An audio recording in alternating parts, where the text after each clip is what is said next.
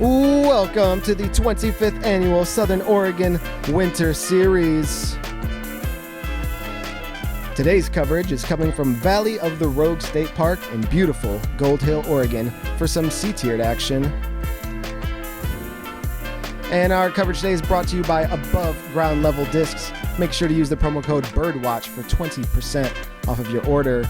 And brought to you by Sky High Smoking Accessories in Medford, Oregon for all of your smoking and vaping needs. We're here with Rehan Bros Commentary. My name is Nasser, and this is my brother Jad. What's going on, Nas? Excited to be here in the lab, getting things done on the commentary team. Unfortunately, I was not able to make it out to the tournament, but you, however, were. How did you like it? This course is a beautifully set up temporary course, which is going to challenge all of our intermediate to advanced players as well as the MPO. Let's get into our player profiles right now. Our first competitor today out of Terrebonne, Oregon is Jared Gogal, and he is 10-12 rated and sponsored by Discraft. Up next, we got local Daniel Espinoza out of Grants Pass, 1005 rated, sponsored by Bangers and Brews. Out of Roseburg, Oregon, Ryan Robinson, sponsored by Tiger Discs, 995 rated. And lastly, we got Brian Peterson out of UG, 981 rated, unsponsored, but however, would like to thank his wife Sarah for letting him play today. All right, our first hole today, we are starting off on hole 4, and this beautiful shot is brought to you by our FlighTowel flyover. We got about 285 feet across the road. It could be kind of a tricky shot, Jed. What would you do? It looks like a typical straight to fade shot, 285. You're probably breaking out just a stable fairway driver here, yeah? Yeah, I threw my Hellfire both rounds, or maybe I think the second round my BDub Firebird. And Gogal's going to be out of bounds there. Yeah. Let's see if this one's a little bit better.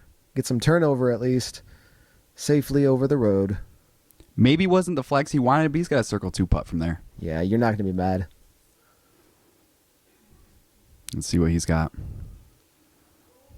Kind of sawed off there, but safe. That's going to work for Robinson. All right, let's see what Peterson can give us here after watching his competitors.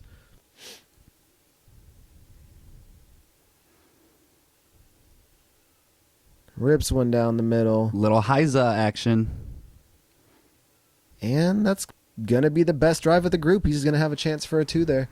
Let's see what we can do from our OB shot here. We're throwing 3. It looks like he's going to be pulling out some type of utility forehand shot here. Yeah, he wants to put himself right next to the pin. And, you know, this is one of the shots that really separates pro players from AM players. A lot of AMs can't really get out of tricky situations like this. I think that's 100% correct. If you can put yourself close to the pin after you mess up your drive and scramble and finish with a par, you're going to be taking strokes on a lot of folks who cannot. Nice little layup for 3 here. Easy. We got a 2 look. Pink. Just off the top and going to roll a little bit, but should be able to clean up. Birdie. 2. Nice shot. That's how you start off a tournament round. Oh, yeah. I should take notes. Small tester for Espinoza here. Confident. Good cleanup. All right. Well, Jad, definitely some scores I think some players did not want to see, but we had at least one birdie. Yeah, I'd say a birdie, a bogey, and a couple pars is going to be standard for the field. You'd like to see maybe a couple more birdies, but that's fine. Next up, hole 5, a 525-foot casual par 3. This is the hole I started off on. And as you can see from this, again, another beautiful shot. You want to throw something kind of stable and out towards the middle, maybe finishing a little bit left to set yourself up for an easy approach. Let's see what our competitors give us here. Peterson turning one over just a little bit here. He should be fine from there, though. Yeah. That'll be okay. Not ideal. Let's see what Daniel Espinoza's got for us. And, you know, this is a big, wide open hole. I know if I was throwing it, I'd probably be looking to throw something relatively safe. Yeah, you know what? I threw, I think, a stable Hurricane the first round and my Hellfire the second round. I was just throwing up hyzers, letting them go about 350 feet and anywhere left. It seems like that's what Daniel played right there. Maybe a little early release here from our forehand. Yeah, he's not happy about that. He's saying peace out. Yeah, he's having fun with it. Most fun wins. Let's see what Gogal's got for us. Good rip. Ooh, turns it over maybe just a little bit too much. You wanted to see that fade back a little earlier, but a good pull regardless. And that's going to work. Most of the time, players are going to be taking threes here. You're probably not going to two it, but you're just going to try to avoid the four. Yeah, this is really all about this shot here, the approach shot. Over the top, not ideal situation. And that lands nowhere near the basket. Seemingly executed. We'll have to see on the putt. There's one through the gap. And it looks like, yes, parked. And that, Jed's how you do this hole. Daniel. And you know, just as we spoke before about that utility forehand on the first hole, this is also another type of shot that really separates our MPO from our amateur players. Is just simple upshots. It's just execution, you know? Yeah, wanting to get yourself in that zone around the basket where you can confidently hit your putts. Pros' zones are bigger, and they can put themselves in that zone a lot easier. So, and then they execute it way more frequently as well. Agreed. Nice little upshot here. Great little turnover. Still going to be a little short. And here he is for the tester. Ooh, little nose up. Just off the top at 30 feet. Ooh, another one off the top. Circle's edge might be our tester for our MPO field here today. That one looked easy enough. Little par. Yeah, but just like you said, 3 is kind of what you're shooting for here. Unless you can really bomb it down there. A 2 is pretty much out of the question. Par. Yeah, that feels great. Especially moving on to our next hole. Bag putt with for the bogey. Cleaning up. Couple bogeys, couple threes. You'd like to see a star par there.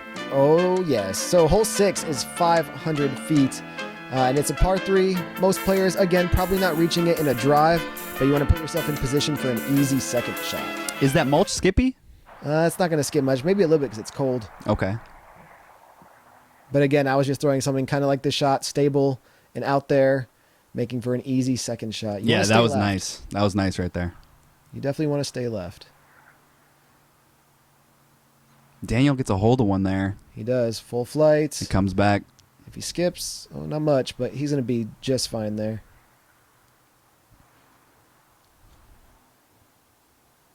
Another small miss by our forehand player here. Yeah, that is a less than ideal position. Another good little rip on that one. Yeah, that was great. And that'll be just fine. And, you know, I really like holes like this where, you know, a great drive can be helpful, but it's really about that second shot and how accurate you are with your approach, which is a fun way to kind of get some score separation. And with the tough lie, not even going from a knee, he executes that forehand pretty well. Speaking of going from a knee. And zips it down there with confidence. A little bit much. He'll leave himself a tester. And off the drive here. For 2. And he's up there. Not his best effort. Daniel. Going to give us some step putt action, I think. A little step putt around the tree, maybe? Nice little hyzer angle to it. Hopefully it crashes in. And the bid is not bad. It was a good line. Tester for 3. Hits it confidently, too. We got one from about 18 feet here, I'd imagine. So he had his approach. Let's see if he can bang this. Sure does. I missed that in tournament 6 out of 10 times. That's pretty good. Better than mine. Well, I said I missed 6 out of 10 times.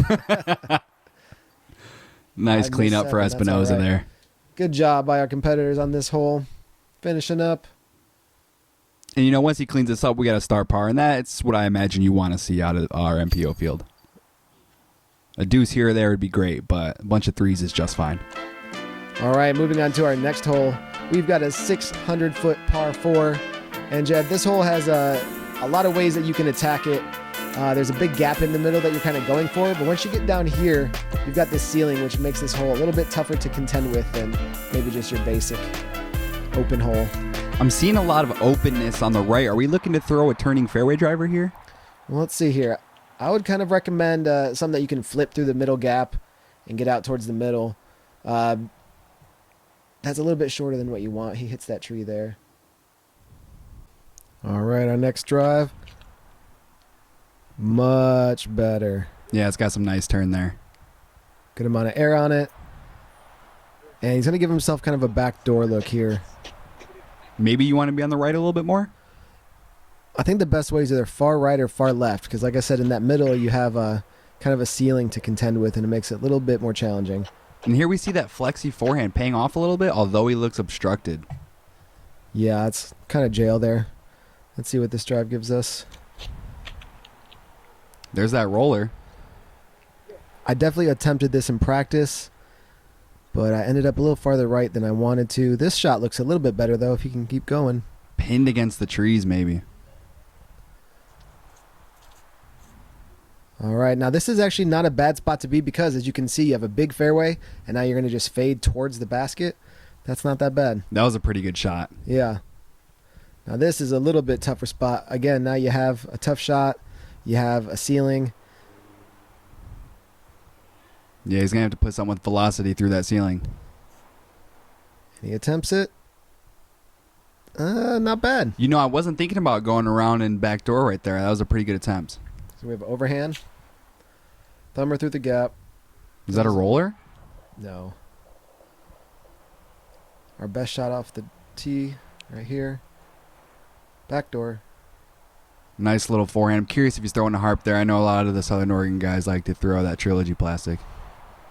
Little Anheuser towards the pin. Don't roll. It sticks. Bang. Birdie. That's the way to do it. That's the way to do it. Our first cash cam of the day, and there it is.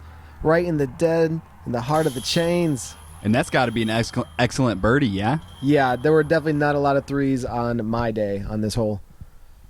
I took 4 both times, though. I was happy with that. Good putt. Nice cleanup. Tester out here. Yeah, he left himself a little bit longer than he probably wanted to be, but... Oof. All right, Daniel. Nice bird. Easy breezy. There we go. Nice Cleaning little up a par. Not bad for our competitors there. Couple birdies. All right, our next hole, hole 8, 325 feet. Jed, why don't you tell me what you would do here, and I'll tell you what the normal play is.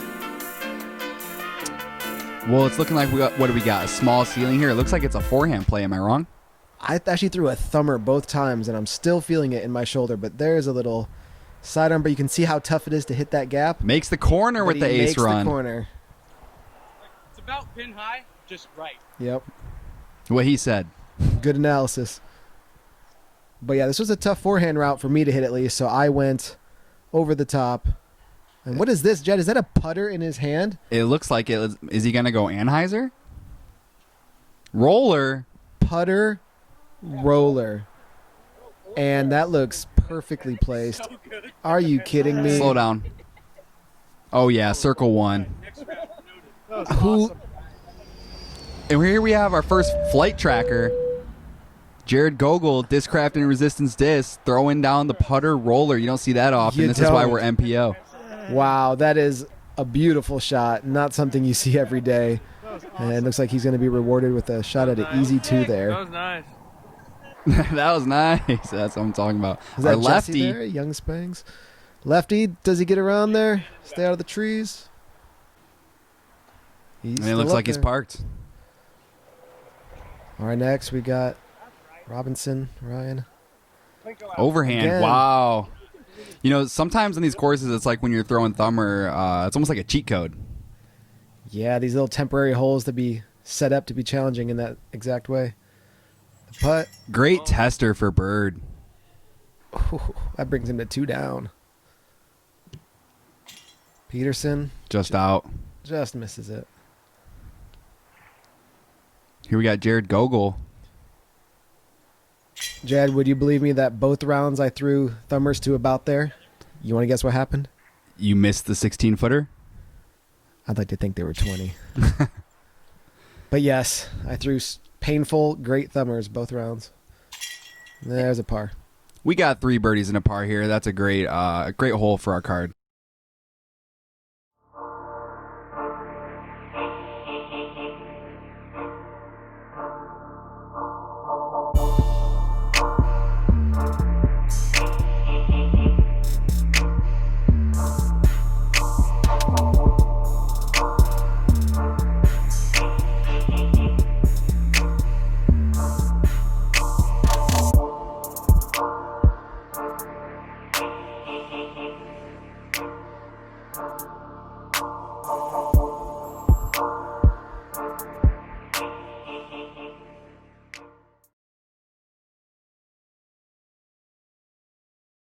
The path to the top is often long and difficult.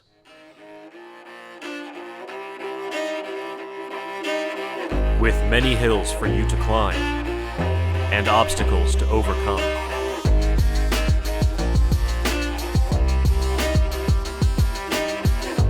And at times, the journey may seem never-ending. But why stop before you reach the top? With a little hard work, determination, and some help from your friends, you too can reach the next level. Above ground level discs, elevate your game.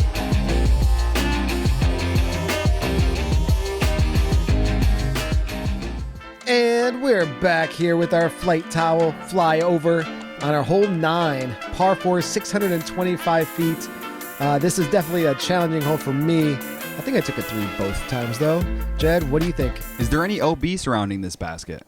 Well, we're going to have to hit this gap first. I think it was pretty much a mandatory gap there. There's some OB, I guess, long, but most of our players are not going to have to be worrying about that. That looks like a great shot from Espinoza there. Yeah, that's totally fine.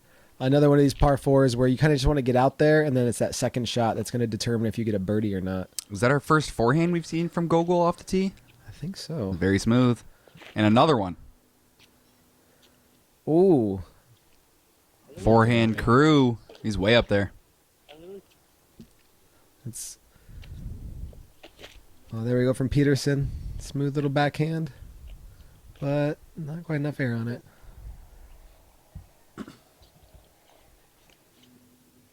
Nice little hyzer shot here. It's tracking towards the basket.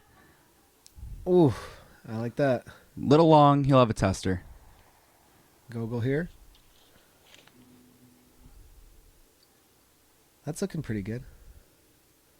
Again, a little deep. Same as our last one. That'll work just fine. Daniel here.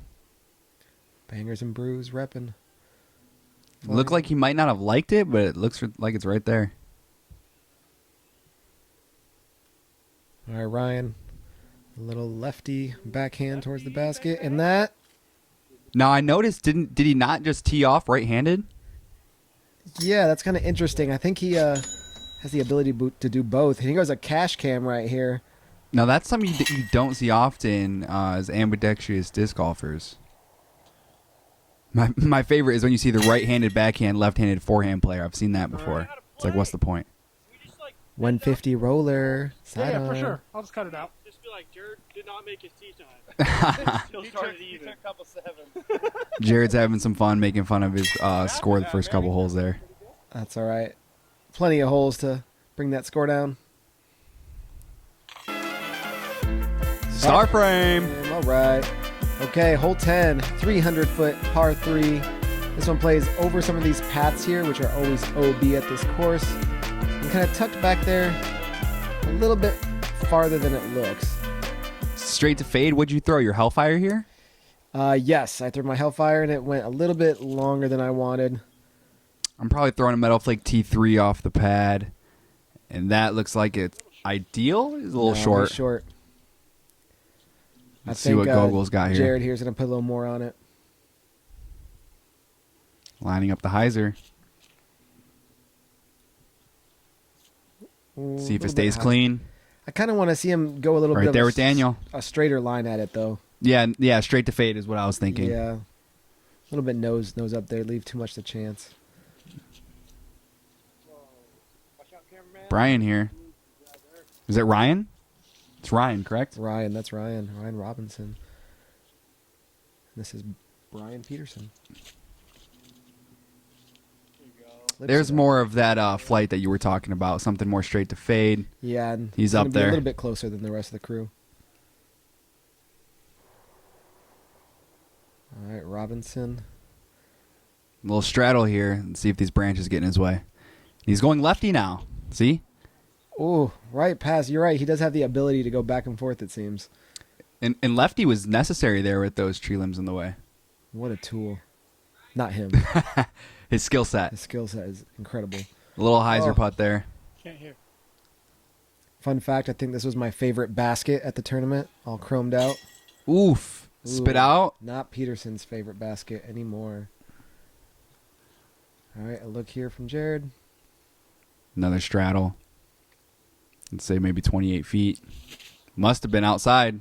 Ooh. Misses right. He should be able to clean that up pretty easily. Bunch of 3 pickups.